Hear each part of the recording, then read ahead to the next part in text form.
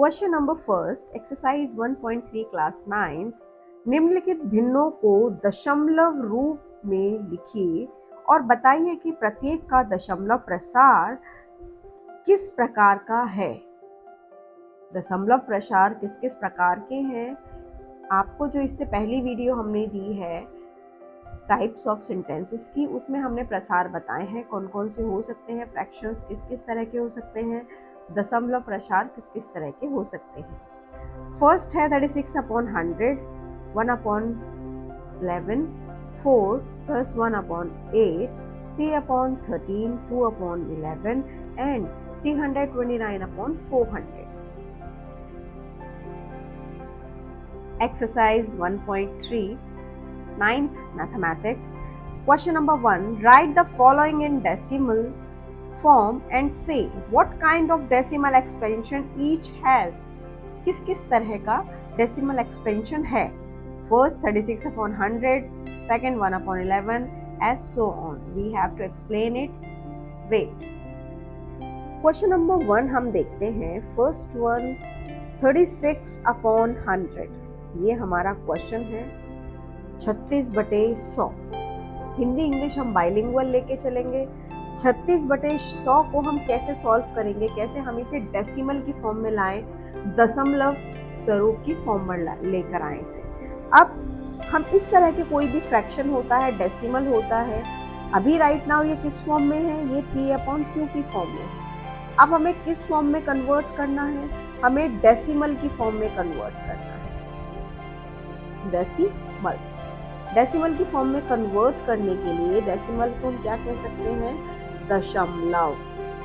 Decimal को हम क्या कह सकते हैं, दशमलव प्रारूप। अब ये करने के लिए हम इसको फटाफट देख लेते हैं, हम इसे कैसे सॉल्व करेंगे। जब भी हमारे अपॉन में यानी कि अंश में ये होता है हमारा अंश, में थोड़ा रिवीजन करा देती हूँ, और जो अपॉन में लिखा होता है इसके वो होता है हमारा हर। इसे हम कहते हैं अंश बटे हर हिंदी में, और इंग्लिश में क्या कहते हैं, numerator upon denominator. Her means denominator and अंश मीन्स न्यूमरेटर। अब अगर ऐसी सिचुएशन है किसी भी फॉर्म में, अगर ये हमारा फ्रैक्शन ऐसे दे रखा है, दशमलव प्रारूप हमारा ऐसे दे रखा है, ये है। अब इसको शॉर्टकट में थोड़ा सा देख लेते हैं, मैं आपको डिटेल में इसको करा देती हूँ।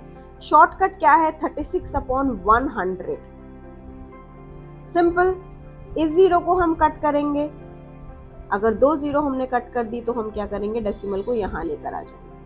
एक ये भी इसका शॉर्टकट है कि डेसिमल यहाँ होता है, एक जीरो कट करी यहाँ आ गया, दूसरी कट करी यहाँ आ गया, तो सिंपल हम इसको इस फॉर्म में भी लिख सकते हैं। जो स्टूडेंट्स उस फॉर्म को जान जाते हैं वो स्टूडेंट्स फिर इस फॉर्म में आराम से लिखना स्टार्ट कर देते हैं। तो इसका आंसर अब क्या है, अब इसका आंसर मैं सिंपल वे में आपको बताती हूँ क्या है। इसका आंसर है कि ये जो नंबर है पूरी तरह से कट गया है, पूरी तरह से ये डेसिमल रूप में आ गया है, दशमलव रूप में आ गया है। इसीलिए इंग्लिश वाले जो स्टूडेंट्स हैं उनके लिए है कि ये एक टर्मिनेटिंग है, ये जो नंबर है वो टर्मिनेटिंग है, और जो हिंदी वाले स्टूडेंट्स हैं उनके लिए ये जो नंबर है वो है शांत दशमलव। टर्मिनेटिव और शांत दोनों ही एक जैसे होते हैं, एक इन्हीं को टर्मिनेटिंग को ही हम शांत बोलते हैं। दशमलव, शांत दशमलव है। सिंपल इसका आंसर है इस क्वेश्चन का ये। इसको हम कन्वर्ट कर सकते हैं इसमें, और इसको जब हम पूरी तरह से कट जाएगा, यहाँ पर कोई भी रिपीटेशन नहीं है, तो वो होगी हमारा टर्मिनेटिंग या फिर शांत दशमलव। क्वेश्चन नंबर 1 का पार्ट 2 अभी हम देखते हैं दोस्तों।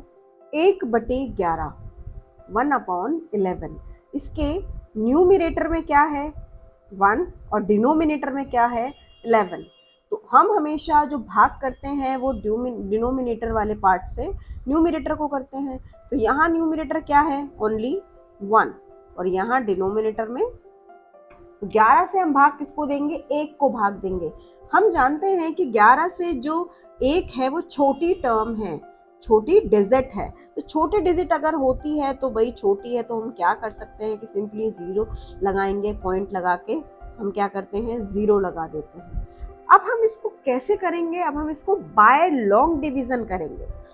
मैं यहाँ लिख देती हूँ बाय लॉन्ग डिवीजन मेथड, ये एक हमारा मेथड है। जब हम इस मेथड के हिसाब से इसको करेंगे, सो यहाँ पर मैंने डेसिमल लगाया और यहाँ पे एक और जीरो बढ़ा दी। अब एज सिंपल एज दैट, एक डेसिमल से मैं एक ही जीरो बढ़ा सकती हूँ, लेकिन तब भी ये क्या है, नंबर छोटा है।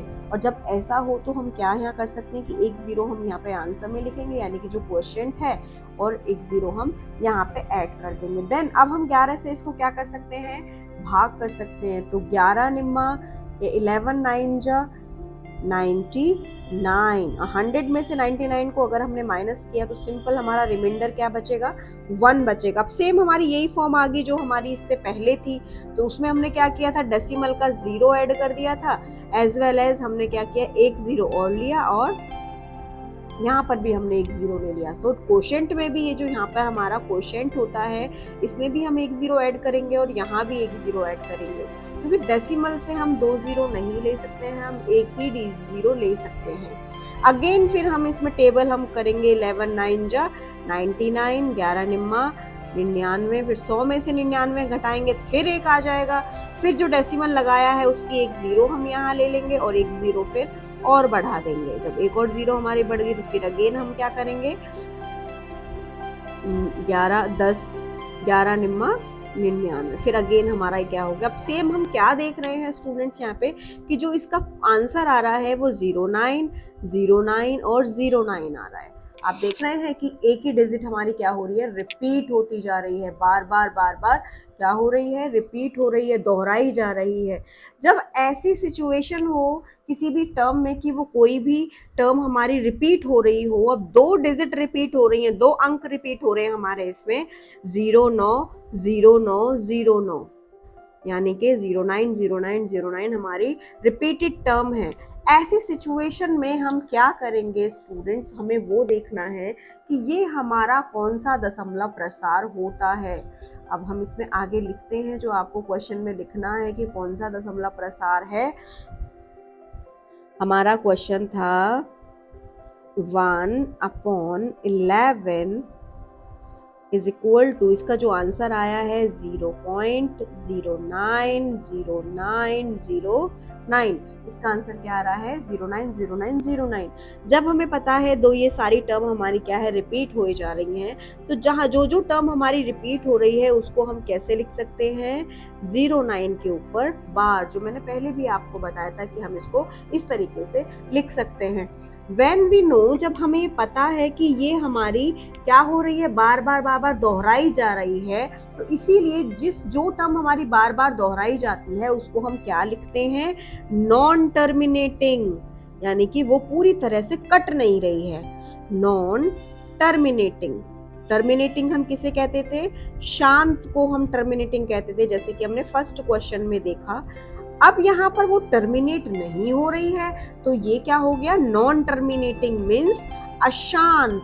अब इसके साथ साथ हम इसको और क्या कह सकते हैं, एंड हम इसे और क्या कह सकते हैं, अब आप ये देखिए, हम इसे रिपीटिंग कह सकते हैं, क्योंकि ये बार बार एक ही तरह से दोहराई जा रही है, रिपीट हो रही है, हम इसे रिपीटिंग भी कह सकते हैं।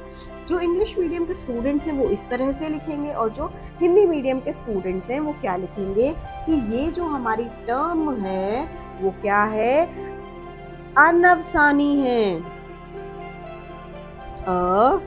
अनवसानी, या फिर हम इसे क्या लिख सकते हैं, पुनरावृत्ति। रिपीटिंग को हम क्या कह सकते हैं, पुनरावृत्ति, नॉन टर्मिनेटिंग अनावसानी। ठीक है, होपफुली आपको ये समझ में आया होगा क्वेश्चन। इसका दशमलव एक्सपेंशन ध्यान से करने की जरूरत है। क्वेश्चन नंबर फर्स्ट का पार्ट 3 में 4 × 1/8, इस टर्म को हम स्टूडेंट्स कैसे लिख सकते हैं, इसको हम लिख सकते हैं 4 × 8 + 1/8। इस टर्म को हम इस फॉर्म में लिख सकते हैं। जो भी हमारा ये अपॉन में डिनोमिनेटर में होता है उसका मल्टीप्लाई हम इससे करते हैं, और फिर जो भी मल्टीप्लाई करके टर्म आती है उसे हम 1 से प्लस कर देते हैं। तो इन शॉर्ट इस फॉर्म को हम इस फॉर्म में लिख सकते हैं।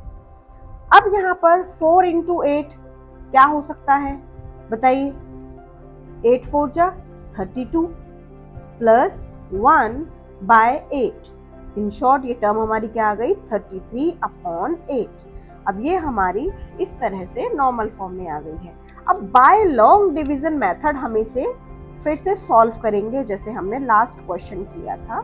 बाय लॉन्ग डिवीजन, डिवीजन क्या होता है? दशमलव मेथड, दशमलव मेथड से हम इसे सॉल्व करेंगे। हिंदी में भी आप यही स्टूडेंट्स लिख सकते हैं, बाय लॉन्ग डिवीजन, ठीक है। और इसको हम लॉन्ग डिवीजन मेथड से जैसे हमने पहले किया था सेम वैसे ही करेंगे, कोई भी चेंजेस नहीं करने वाले हैं हम स्टूडेंट्स। तो फटाफट हम जल्दी से इसको इसी तरह से बना लेते हैं।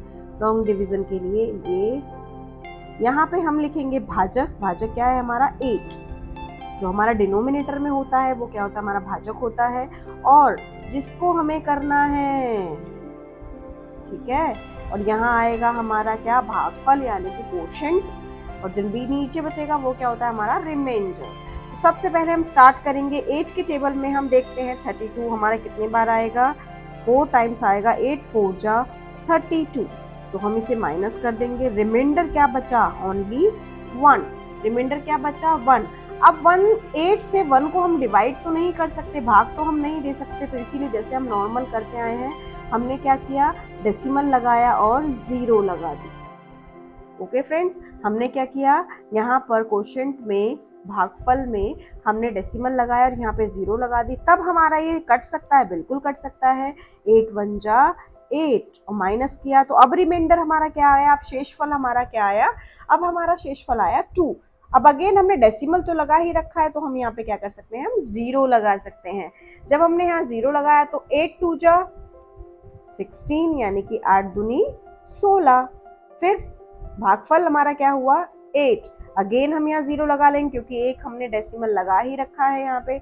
अब सिंपल हमें पता है कि अब हमारे पूरा पूरा कट सकता है और कितने बार में कटेगा? 8 5 जा 40।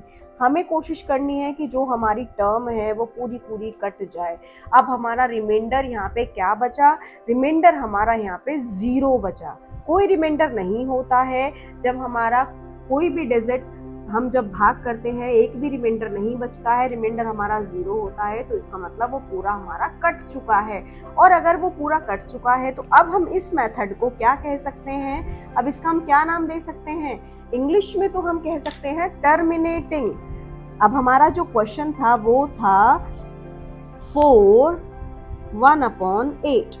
इसको हमने पहले किस फॉर्म में लिखा? 33/8। और अब इसका आंसर क्या आया? 4.125 यानी कि ये पूरा पूरा कट चुका है। ऐसा नहीं है कि बार बार रिपीट हो रहा है। तो इसीलिए अब हम इसे क्या कह सकते हैं? इंग्लिश में हम इसे कह सकते हैं टर्मिनेटिंग। जो हम पहले से आपको बता चुके हैं, पूरा पूरा कट जाए तो इंग्लिश में हम कहते हैं उसे टर्मिनेटिंग और हिंदी में हम उसे कहते हैं शांत। क्या कहते हैं? शांत।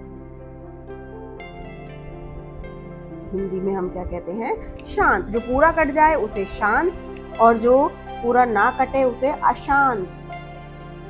ठीक है, टर्मिनेटिंग यानी कि शांत। क्वेश्चन नंबर 1 का 4 देखते हैं फ्रेंड्स। 3/13 यानी कि 3/13।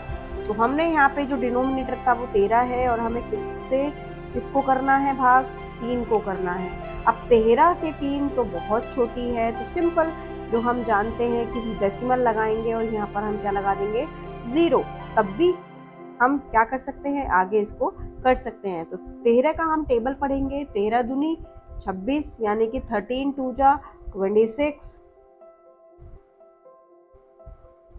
जो जिस लैंग्वेज में कंफर्टेबल हो आप उस लैंग्वेज में टेबल पढ़ सकते हैं, कोई परेशानी नहीं है। जो बेसिक हम भाग करते आए हैं वैसा ही भाग हमें यहाँ पे करना है।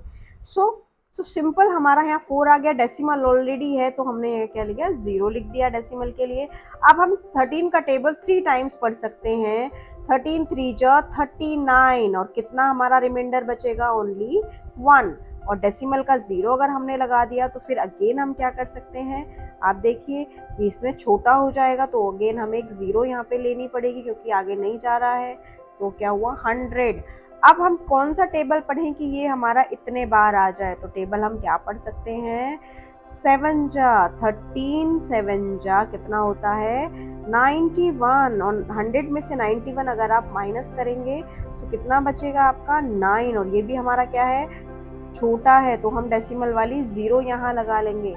और जब हमने ऐसा किया तो अब हमारा कितनी बार जा सकता है 6 बार जा सकता है। 13 6 जा 78। अब इसमें से हमने 78 को माइनस किया तो कितना बचा 12। अब 12 भी इससे छोटा है तो डेसिमल वाला हमने क्या कर लिया 0 बढ़ा लिया। 0 बढ़ाने के बाद हम अब क्या करेंगे 120 आ गया। अब 120 से छोटा हमारा 9 टाइम्स आता है 13 निम्मा 117। इसको हमने माइनस किया, सिंपल हमारा रिमाइंडर क्या बचा 3 बच गया। अब 3 अगर रिमाइंडर मतलब डेसिमल की हमने 0 कर ली, फिर हम इसे कितनी बार कट कर सकते हैं 2 टाइम्स कट कर सकते हैं। देखिए अब आप क्या अब ये रिपीट होता नजर आ रहा है आपको, 2 टाइम्स हमने किया तो यहाँ पर फिर से कितना बचा 4 बचा। और जब 4 बचा तो डेसिमल की हमने फिर से एक 0 लगा ली। अब 0 लगाई, अगेन हम इसे 3 टाइम्स करेंगे तो अब आप देख पा रहे हैं कि ये दोबारा से ऐसे ही हो रहा है, इसकी दोबारा से सेम स्केल होता जा रहा है। फिर से 1 आ गया, जैसे यहाँ पे 40 था, 40 में से 39 बार हमने लिया था तो 1 बचा। सेम देखिए यहाँ पर भी ऐसा ही हुआ है। चलो एक बार और देख लेते हैं, अगर आपको थोड़ा सा भी और डिफिकल्टी हो 1 टाइम और एक बार इसे देख लेते हैं। फिर अगर यहाँ पे 13 है, अब 13 के आगे डेसिमल वाला हम 0 लगा लेंगे, और 0 लगाने के बाद भी ये नहीं होगा तो हम एक 0 और लगा लेंगे, जैसे हमने पहले यहाँ पर लगाया था। आप यहाँ देखिए 2 3 के बाद हमने 0 लगाया था, अब यहाँ फिर देखिए 2 3 के बाद फिर से 0 आ रहा है, तो सेम हो रहा है ना। तो सेम अगर हम यहाँ पे फिर से यहाँ पे 100 कर देंगे तो फिर से यहाँ पे सेम पैटर्न फॉलो हो जाएगा। अब सेम पैटर्न फॉलो होगा, अगेन हम 7 टाइम्स लेंगे। अगर अगेन 7 टाइम हमने लिया तो 7 का टेबल में 91 होता है, फिर अगेन 9 आएगा। आप देख पा रहे हो। तो अब हमारी क्या है कि ये दोबारा से चेंज होने लगी है, मीन्स 2 से लेकर आप खुद देखिए 2 से लेकर 9 तक पहले हमारा सिमिलर आ रहा था, फिर अगेन 2 से लेके आगे 9 तक हमारा सिमिलर आ। तो ये क्या होने लगी, रिपीट होने लगी, दोहराने लगी। 2 3 0 7 6 और 9, उसके बाद में फिर से रिपीट हो रही है, फिर से दोहराई जा रही है। 2 3 0 7, फिर 6 आएगा, फिर 9 आएगा, फिर सेम ये क्या होगा बार बार सेम डिजिट आएगी। जब ये वाली डिजिट, ये वाले नंबर बार बार दोहराए जाएं तब इस मेथडोलॉजी को हम क्या कहते हैं, अब हम वो लिखेंगे। इस मेथडोलॉजी को हम क्या लिख सकते हैं जब इसको बार बार दोहराया जाए। पहली चीज तो हम इसको लिख सकते हैं बार में, जो हमने आपको पहले भी बताया था कि हमारा जो नंबर था वो था 3/13। अब 3/13 का आंसर क्या आया 0.23079। और जब ये रिपीट हो रही है तो हम इस पूरे पे ही हम क्या कर सकते हैं बार लगा सकते हैं। जब कोई भी डिजिट हमारी रिपीट होती है तो उस पर हम क्या लगाते हैं, उस पर हम बार लगा देते हैं। और जब हम इसमें बार लगा देंगे तो बार लगाने के बाद हम इसको क्या लिख सकते हैं, क्योंकि बार बार हमारी क्या है रिपीटेड है। और अगर ये रिपीटेड टर्म है तो इसको हम क्या कह सकते हैं, इसको हम हिंदी में अशांत कह सकते हैं, यानी कि टर्मिनेटेड नहीं है। या तो हम इसे क्या कहेंगे अशांत, हिंदी में अशांत, सिंपल। या अनावसानी भी कह सकते हैं, जो हमने पहले भी आपको बोला था अनावसानी, हम अनावसानी भी कह सकते हैं। यानी कि ये क्या है कि बार बार रिपीट हो रही है, और इसको हम और पुनरावृत्ति भी बोल सकते हैं, पुनरावृत्ति। हिंदी में हम इसे ऐसे बोल सकते हैं, और इंग्लिश में हम इसे क्या कहेंगे, क्योंकि बार बार टर्मिनेट तो हो नहीं रही है तो हम इंग्लिश में क्या कह सकते हैं नॉन टर्मिनेटिंग। ये क्या है नॉन टर्मिनेटिंग है।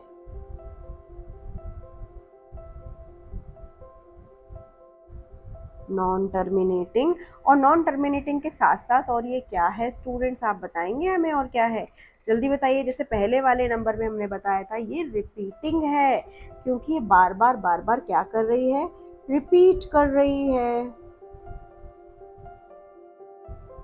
होपफुली आपको ये समझ आया होगा। नेक्स्ट क्वेश्चन 5th नंबर हमारा है 2/11। 11 हमारा डिनोमिनेटर में है, तो इससे हम क्या करेंगे, इसको भाग करेंगे। और ये 2 बहुत छोटा है, जैसे पहले वाला हमारा क्वेश्चन था, सेम क्वेश्चन है, हम इसे थोड़ा सा जल्दी जल्दी करेंगे। डेसिमल लगा के सबसे पहले हमने 0 बढ़ाया, तो फिर कितने बार जा सकता है, 1 टाइम जा सकता है। 11 1 जा 11, और माइनस किया तो क्या आया हमारा 9। फिर डेसिमल लगा का हमारा 0 आ गया। फिर अगेन ये हमारा 8 टाइम जा सकता है, तो हमने 11 का टेबल 8 टाइम्स पढ़ लिया, तो हमारा ये कितनी बार गया, अब यहाँ पे हमारा 2 टाइम्स गया। डेसिमल की 0 यहाँ आ गई। फिर अगेन हम क्या करेंगे, 11 1 जा 11। फिर अगेन ये कितनी बार गया, 9 टाइम्स गया, तो डेसिमल की 0।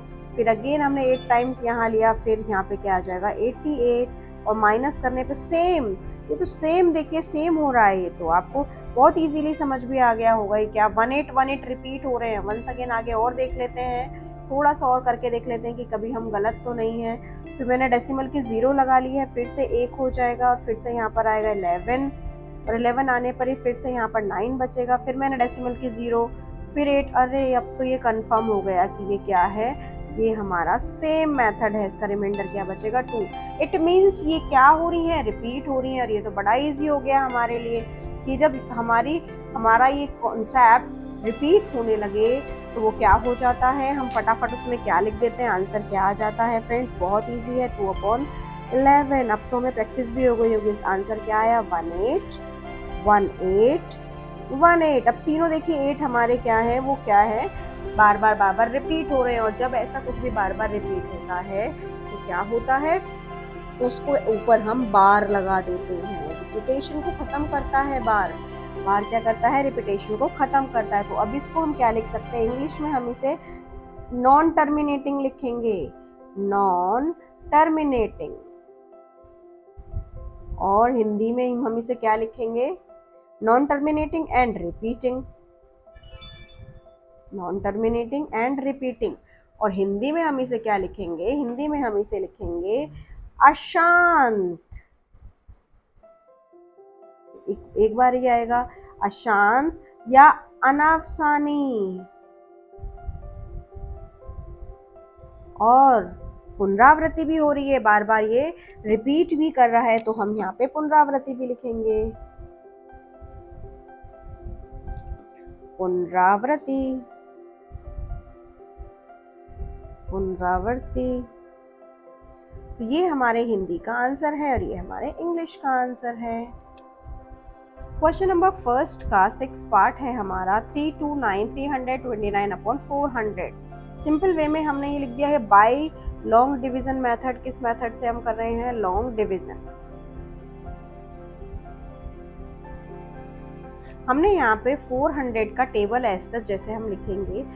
फ्रेंड्स हम क्या करते हैं, यहाँ 400 का कोई टेबल नहीं होता है, इसीलिए हम 4 का टेबल लेते हैं और उसके आगे कितनी जीरो हैं, 2 जीरो, और उसको हम लगा लेते हैं। कोई बड़ी बात नहीं है, बहुत सिंपल वे है। 4 का टेबल यहाँ लिखिए और उसके आगे जितनी भी जीरो दे रखी है वो सभी में लगा दीजिए, वही आपका टेबल बन जाता है 400 का। तो अब हम इसको हम करेंगे, देखिए 400 से 329 तो छोटी टर्म है, तो हम सिंपल क्या करेंगे, डेसिमल लगाएंगे और एक जीरो बढ़ा देंगे। अब ये क्या हो गया, 3290। अब इस टेबल में देखिए 3200, देखिए 3200 की एक टर्म आई हुई है, कितने बार है, 8 टाइम्स आई हुई है। तो how many times we can take it, 8 times, 3200। अब इसमें कितना रिमेनिंग बचा, 90। सिंपल हमें दिखाई दे रहा 90 बचा। डेसिमल है तो एक और जीरो हम यहाँ पे लगा लेंगे। अब 4 2 जा 8, अब 800 ले लेंगे, 4 2 जा 8। तो ये 900 से क्या है, छोटी है, तो 100 आपका रिमेनिंग बचा है यहाँ पे। 100 भी यहाँ पे छोटी है, तो एक और हमने डेसिमल की जीरो लगा ली है यहाँ पे। अब ये डेसिमल की जीरो अगर यहाँ पे लग चुकी है, तो अब 1000 में देखिए कौन सी है, तो 800 ही आई हुई है मेरे सामने, तो यहाँ पे 1000 पे तो अगेन हम 2 ले लेते हैं। 800 माइनस करेंगे तो 200 हमारा क्या आ गया, रिमेनिंग आ गया। एक यहाँ से हमने ले लिया तो 2000 आ गया। 2000 हमारा यहाँ पूरा कट सकता है। फ्रेंड देखिए यहाँ देखिए 5 टाइम्स में पूरा कट रहा है, तो ये तो हमारी टर्मिनेटिंग हो गई। अब जब पूरी टर्म हमारा जीरो रिमाइंडर बचे, अगर हमारी टर्म में जीरो रिमाइंडर बचता है तो ये तो हमारी टर्म पूरी कट जाती है। और इस टर्म को फिर हम क्या कहते हैं फ्रेंड्स, तो बहुत इजी क्वेश्चन हो गया हमारे लिए। हमारा क्वेश्चन क्या था यहाँ पे, हमारा था 329/400। और इसका आंसर हमारा आया है 8225। सिंपल। और ये हमारी क्या हो गई, टर्मिनेटिंग, पूरी पूरी कट गई है। अब टर्मिनेटिंग टर्म है तो हिंदी में इसे क्या कहेंगे हम लोग, शांत। वन टाइम ही बनाना था, शांत। ठीक है, ये रिपीट भी नहीं हो रही है, टर्मिनेट भी हो गई, तो इसका आंसर क्या हुआ, शांत। होपफुली आपको समझ आया होगा। प्लीज लाइक जरूर करिएगा।